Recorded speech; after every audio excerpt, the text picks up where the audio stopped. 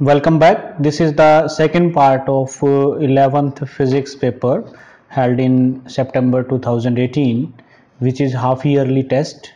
So let's start from 11th questions. In this video, I will discuss about all the 3 marks questions.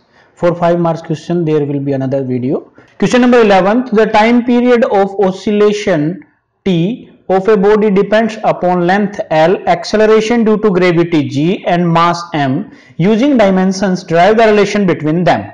So we use dimensional formula in this question. So let's start. Here it is given that T, that is directly proportional to L raised to the power A. Let us say this depends A.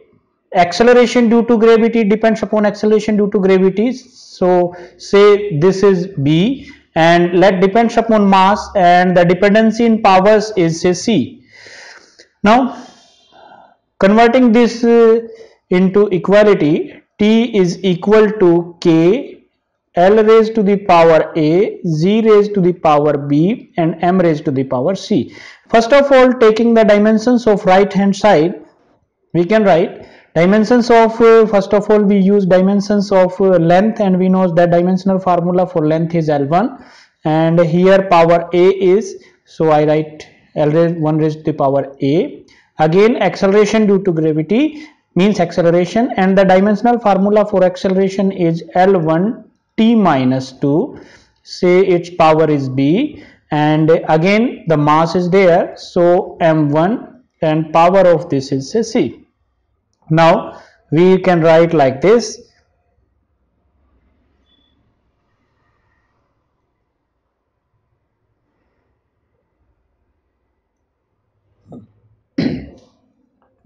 Now combining all the terms, we can write that is L raised to the power A plus B, again M is there, M raised to the power C say, and T raised to the power minus 2p.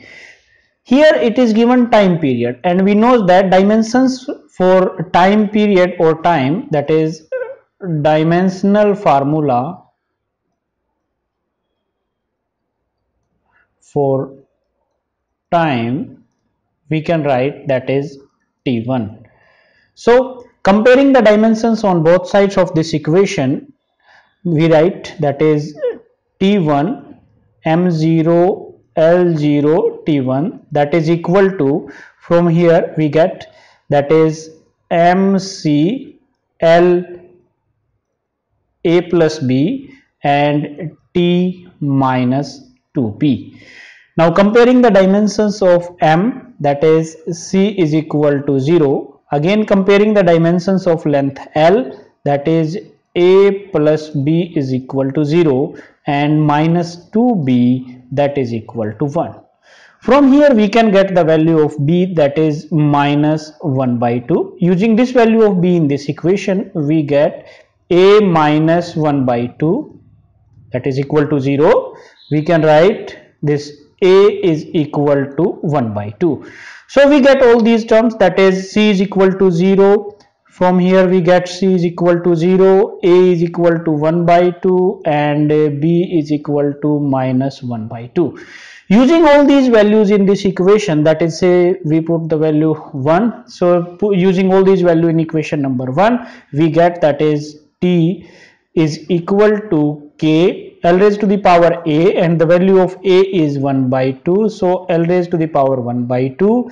Again G raised to the power B, and the value of B is minus 1 by 2, and M raised to the power C, and the value of C is 0. So we shouldn't write here M, because M raised to the power 0 which gives the value 1. So we can write that is T is equal to K L raised by G raised to the power 1 by 2, or we can write that is T is equal to K under root of L by G, which is the required relation. Prove that A vector is equal to 2i plus 3j plus 4k and B vector is equal to 4i plus 6j plus 8k are parallel to each other. Here we have to prove that the two vectors are parallel to each other. For parallel vectors, that is A cross B, that must be equal to 0. So here vector A is this and this is vector B. Now we know that A vector cross B vector can be written like this, that is I cap, J cap and K cap. Now first of all, coefficients of this A vector, that is 2, again 3, and there is 4 K cap, and for B vector, that is 4 and 6, and then next is 8. Now solving this, first of all I cap, cross multiplying these, that is 24, multiplying this minus 24, again plus J cap. This time we leave this row and column, we leave all this. Now multiplying this, 4 multiplied by 4, that is 16, and 8 multiplied by 2 minus 16, again plus K cap, again leaving this row and this column. Now 6 multiplied by 2, that gives 12, minus 4 multiplied by 3, again this will give 12. So here it is giving 0, again here is 0, and here is 0. All the terms are 0. So the cross product of A vector and B vector in this case is 0, and we can say the vectors are parallel to each other. So this was question number 12. Now moving towards the next question, that is question number 13. Question number 13 says that derive an expression for recoil velocity of gun. Here we take conservation of linear momentum.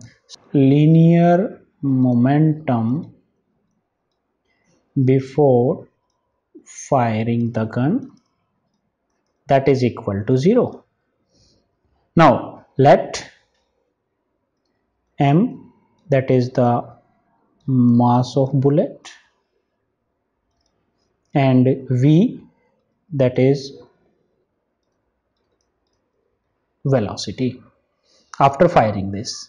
Now again let capital M, that is mass of gun, and capital V, that is the velocity of gun. Now as linear momentum is conserved in this case, so linear momentum before firing and linear momentum after firing must be same. So linear momentum after firing, before firing this is 0, so next linear momentum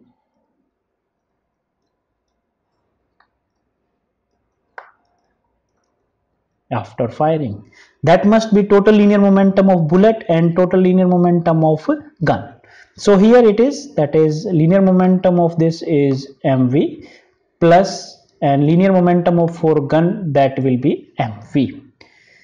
Now by applying the law of conservation of linear momentum, this linear momentum mv plus mv, 0 in this case, so we can write that is mv, that is equal to minus mv. Here it asks about velocity of gun. Then velocity of gun, that is equal to mv divided by capital M, which is the required expression. So in this way we can solve this question. Now moving towards the question number 14, it says that state impulse momentum theorem, derive an expression for it. Now let's solve this. According to which impulse of a force is change in momentum of the body. Now by Newton's second law,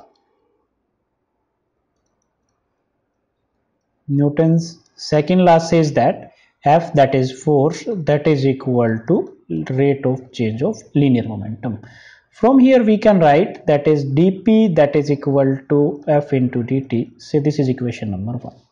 Now at t is equal to 0, initially if we talk about, that is at t is equal to 0, let linear momentum p, that is equal to pi, and at t is equal to t, after time t say, that is linear momentum p, that is the final momentum, say pf. Now integrating this equation between these limits, that is 1 between these limits, we get, that is, here we write pi pf, linear momentum is there, that is dpf, that is time 0 से लेकर के t तक dt. On solving this, we get linear momentum p, here pi and here pf, that is equal to f, at the place of dt it becomes t, 0 से t. Now solving this, upper limit minus lower limit, that is pf minus pi, that is equal to f into t minus 0, we can write ft, which is impulse. So we can simply say that impulse is change in momentum. So this was the question number 14.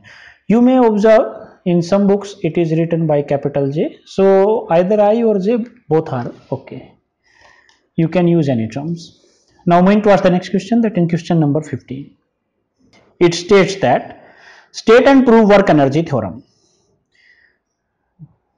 It states that work done in displacing a body by the force is equal to change in kinetic energy of the body. Now let us consider a body of mass m and let its velocity changes from u to v on application of force F. Say this is the body of mass m and it is displaced from here, that is applying the force. Initially its velocity is u and it displaced through a distance say r, and at this point its velocity becomes v. So next we can write that is small amount of work done in displacing this body through a small distance ds is equal to f ds, and since this is a dot product we can write f ds cos theta. This is the simple formula for work. Now since in this case the displacement is in the direction of application of force, so theta is equal to 0 and for cos 0 its value is 1. We can write simply f ds. Now we can write this dw, that is force can be written as mass into acceleration into ds, and acceleration can be written by dv by dt into ds. Now readjusting all these, that is m dv, that is ds by dt. Here we can write that is dw, the small amount of work done, that is mv dv. Now on application of force its velocity changes from u to v.